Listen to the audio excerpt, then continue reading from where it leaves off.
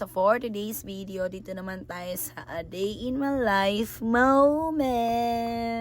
So ayun na nga guys, sa mga oras ay nadali-dali na ako sa pag-intindi ng aking sarili. Kasi anong oras na niya, mga panahon na yan, 6:30 na, 7 o'clock ang aking time in. So ayan, naglalakad na ako papunta sa taas para pumunta sa motor. Yan. Yan yung aking kapatid. At yan yung palaging araw-araw ko nakikita ang napaka-green na paligid. Yan, at hinarap na. Sabi ng kapatid ko dyan, ay, doon ako sa likod para kasama ko sa video. Yan, yun ang aking magandang kapatid na si Karen si Totot. Sabay-sabay kami guys, 3 kami sa motor.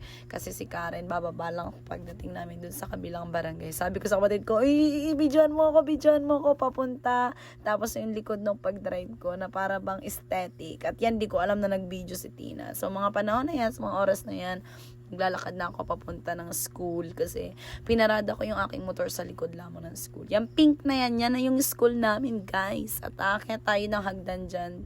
Tsaran! Yan. Akyat-akyat ng hagdan na para bang tayo yung yun tayo yung bida sa pelikula guys. So ayan na guys, dumating na tayo sa classroom at makikita natin, ilan-ilan pa lang kami kasi maaga pa naman ang mga oras na yan. At yung ilan na sa labas kasi hindi kami kasya sa classroom. Yan, si Rhea Nika. Nagkaroon kami ng me time 4. Me time pero kami 4. Yan, simpleng kwentuhan, plastikan, Then nagkainan kami pumunta ng Watson. Sabi ko nga, kung merong isang bagay na magandang nangyari sa akin sa pag-aaral ko ng college, ayun yung nagkaroon ako ng tropa.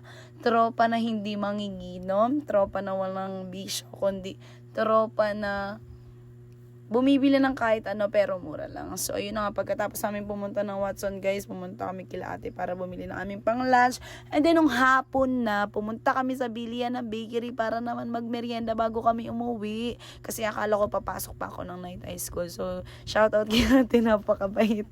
Kahit sobrang inget, sobrang gulo namin every time na bibili sa kanilang tindahan. So alam nyo ba guys, actually uuwi na dapat yan yung friend ko na isa. Pero sabi ko, 1, 2, 3.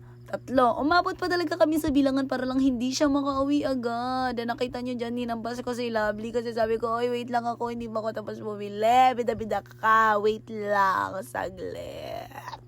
So ayun guys, kaya magme-merienda kami kasi kailangan namin mag-refill at mag-recharge sa mga nangyayari sa aming mga buhay, mga ganap-ganap. Kasi sa totoo lang, nai-stress na kami kung ano yung research topic na aming gagawin. Kasi sabi, kailangan prepared kami. Patawa-tawa lang sila dyan guys. Patawa-tawa lang kami dyan. Wala lang yung volume. Yan o. Yan. Sobrang lalaki na nga. Lalaki ng tawa na para bang walang katapusan. So, ayun. Pagkatapos kami bumili, naglalakad kami dyan. So, guys, pasensya nyo na. Ibaliktad nyo na lang yung cellphone nyo para makita nyo kung ano yung pinaggagawa namin sa buhay. Papunta na kami sa boarding house ni Lovely. So, ayun na nga. Nandyan na kami. Nagkapi na kami. At yung mga nasa ilong namin dyan na kulay itim. Yan, guys, ay pang no strip mga guys. Alam mo ba, 195 pesos yan sa Watson na para bang ma-freeze ka pag nalaman mo na ganun kamahal yung presyo ng panlagay lang sa ilong tapos hindi naman siya tumalab. Oh my God talaga guys. Sayang. Buti pa yung naglagay ka ng yellow din kinuskus mo. So yan, napakagandang ulap. Ay, shoutout to sa guys, sinampay. So ayan, after that, dumiretso ako ng prayer meeting din. At habang nagko-closing prayer kami, ayan, nakita namin si Amian. May sarili na siyang kausap sa cellphone. Actually, di siya cellphone, LCD lang siya, guys. So, ayun lang muna for today's video, guys. Bye! Thank you sa panonood. God bless!